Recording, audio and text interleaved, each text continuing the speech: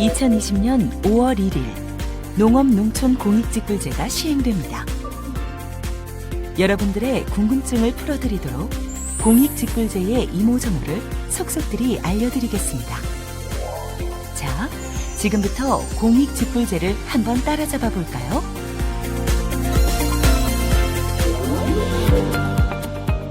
본격적인 설명 전에 공익직불제가 무엇인지 알려줬으면 좋겠네요. 네, 공익직불제란 농업활동을 통해 환경보전, 농촌 공동체 유지, 먹거리 안전 등 농업, 농촌 공익기능을 증진하도록 농업인들에게 보조금을 지원하는 제도입니다. 기존 직불제 중 쌀소득 보전 직불제, 밭고정 직불제, 조건분리 직불제는 기본형 공익직불제로 통합됩니다. 또한 경관보전 직불, 친환경 직불, 논활용 직불의 선택형 공익직불제는 기본형 공익직불제에 추가하여 신청하실 수 있습니다. 공익직불제는 기본형 직불과 추가 신청이 가능한 선택형 직불, 크게 두 가지로 구성되네요. 네, 잘 이해하신 것 같네요. 그럼 본론으로 들어가 기본형 공익직불금을 받으러 가볼까요? 1단계, 기본형 공익직불금 신청 자격이 있는지 확인해야 합니다. 내가 농사짓고 있는 땅이 직불금을 받을 수 있는 땅인지와 농업인 기준을 충족하는지를 확인하셔야 됩니다. 먼저 농사짓고 있는 땅이 대상이 되는지 알아보면 그동안 쌀, 밭, 조건분리 직불의 대상이 되었던 농지에 대해 소농직불금 또는 면적직불금을 지급합니다. 다만 2017년에서 2019년까지 3년 중 1회 이상 직불금을 정당하게 지급받은 실적이 있는 농지 등으로 제한됩니다. 다음으로 직불금을 받을 수 있는 농업인에 대해 알아볼까요? 우선 과거 2016년부터 2019년 사이에 쌀, 밭, 조건분리 직불금을 1회 이상 받았던 농업인이 해당됩니다. 신규 농업인이라면 후계 농업인, 전업 농업인 또는 전업농 육성 대상자로 선정된 경우 또는 직불금 신청 직전 3년 중 1년 이상 기본 직불금 지급 대상 농지에서 0.1 헥타르 이상 경작하였거나 연간 농산물 판매액이 120만 원 이상인 경우에 직불금 신청이 가능합니다. 다만 농촌의 지역에 살고 계신 분은 동일 시, 군, 구에 있는 농지 1헥타르 이상을 경작하거나 연간 900만 원 이상 농산물 판매 등 농업을 주업으로 하고 있음을 증명하여야 합니다. 여기서 농촌 지역은 읍면과 농촌 지역으로 분류된 동지역을 말합니다. 기존 직불금 수령자뿐만 아니라 요건만 충족하면 신규 농업인도 직불금 신청이 가능하군요. 그렇습니다. 하지만 직불금 대상 농지와 농업인 요건을 충족하더라도 농업의 종합소득이 3,700만 원 이상인 경우 지급 대상 농지 등에서 농업에 이용하는 면적이 0.1 헥타르 미만인 경우에는 직불금을 지급하지 않습니다. 여기까지는 그 전과 큰 차이가 없군요. 그렇습니다. 다만 정당한 사유 없이 이전보다 직불금 신청 면적이 감소한 경우에는 직불금을 지급하지 않는 요건이 추가되었습니다. 그럼 면적 분할로 직불금을 더 받는 것은 안 되겠네요. 다만 매매, 증여, 상속 또는 임대차 계약 종료 등의 사유로 정당한 감소임을 증명할 경우에는 지급이 가능합니다. 이렇게 대상 농지와 대상 농업인의 요건을 모두 충족하셨다면 소농직불금 또는 면적직불금을 신청할 수 있는데요. 2단계, 소농직불금을 받을 수 있는지 확인해야 합니다. 여기서 소농직불금은 소규모 농가 직불금을 줄인 표현입니다. 소농직불금은 농가를 대상으로 면적에 관계없이 연 120만 원을 지급합니다. 소농직불금은 농업인이 아니라 농가를 대상으로 지급하는군요. 그럼 여기서 말하는 농가의 범위는 어떻게 정하나요? 여기에서 말하는 농가는 주민등록표상의 세대를 의미하며 세대를 달리하더라도 가족관계 증명서상 배우자, 19세 미만 미혼인 직계 비속, 혼인 외의 사유로 세대를 분리하였으나 그 기간이 3년 이내인 사람은 같은 세대로 봅니다. 예를 들면 직장, 자녀 학업 등으로 세대 분리된 배우자, 학교 진학 등으로 세대 분리된 미혼의 19세 미만 자녀, 혼인 외 사유로 2년 전 세대 분리한 자녀 등은 같은 세대원으로 봅니다. 그럼 신청하러 갈 때 주민등록 등본과 가족관계 증명서를 꼭 가져가야겠네요. 이렇게 범위가 정해진 농가는 총 7가지 세부 요건을 모두 충족해야 소농직불금을 받을 수 있는데요. 그 조건들을 하나하나 살펴보겠습니다. 이해를 돕기 위해 김공익 씨 농가를 예시로 설명해 드릴게요. 농업인 아버지 등장, 농업인 어머니 등장, 회사원 아들 등장. 소규모 농가 직불은 농업인뿐만 아니라 비농업인인 가족 구성원도 함께 고려된다는 것이 중요한 포인트이기 때문에 회사원 아들도 농가에 포함되었습니다.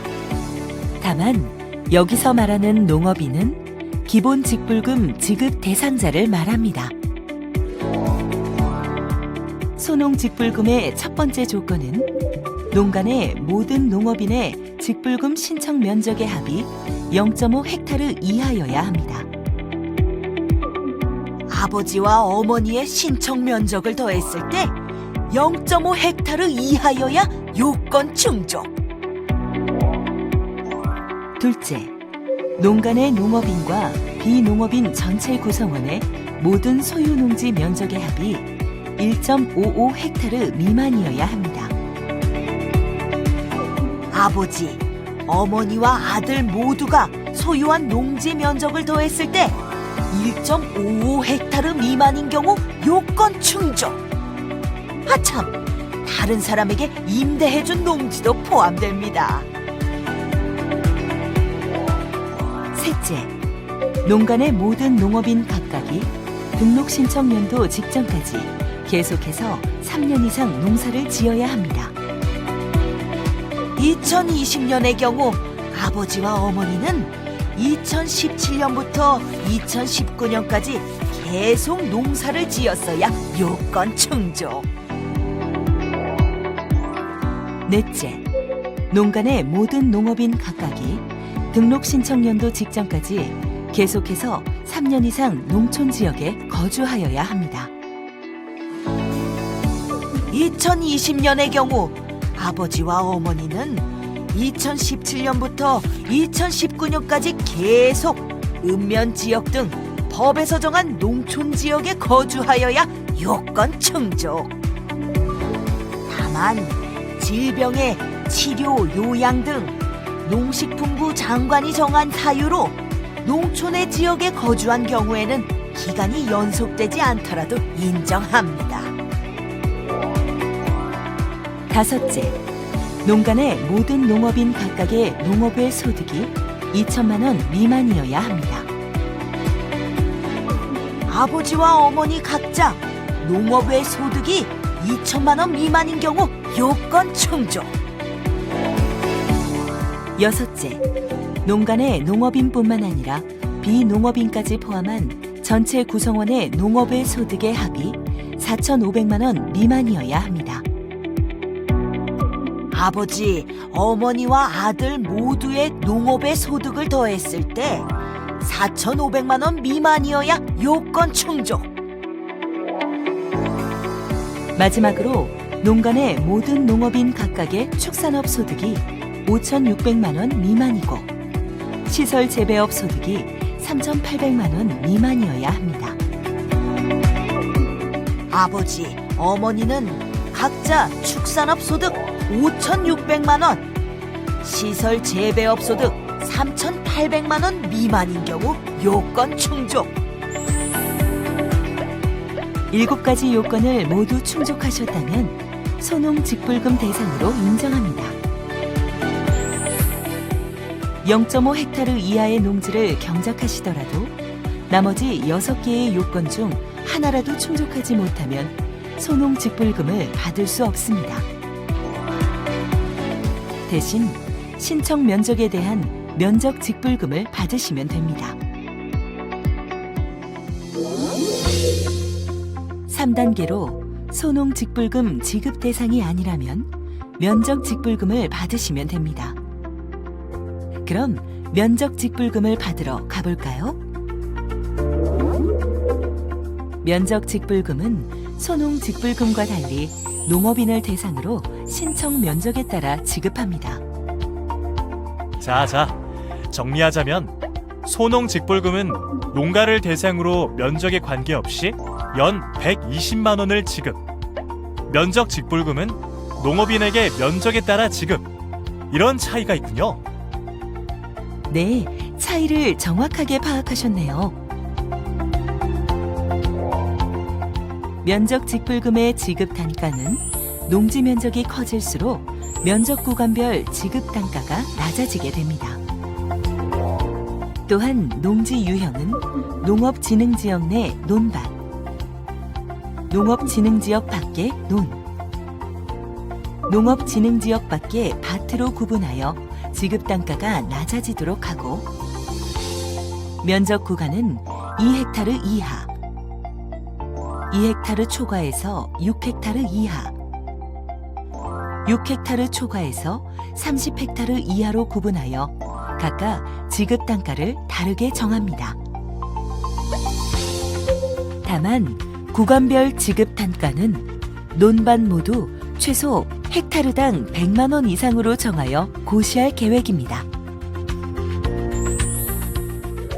논밭을 더하여 농업인의 경우 30헥타르, 법인의 경우 50헥타르, 들녘 경영체는 400헥타르까지 면적 직불금을 받을 수 있지만 2019년에 지급 상한을 초과하여 직불금을 받은 농업인과 법인의 경우 초과 면적까지 인정됩니다. 지금까지 기본형 공익직불제에 대해 알아보았으니 이제부터는 농업인이 실천해야 할 것은 무엇인지 간략하게 알아보겠습니다. 직불금을 받으려는 농업인은 공익을 위한 17가지 준수사항을 실천하셔야 합니다. 그럼 어떤 것들이 있는지 알아볼까요? 첫째, 농업 농촌 환경을 보다 깨끗하게 보존하겠습니다.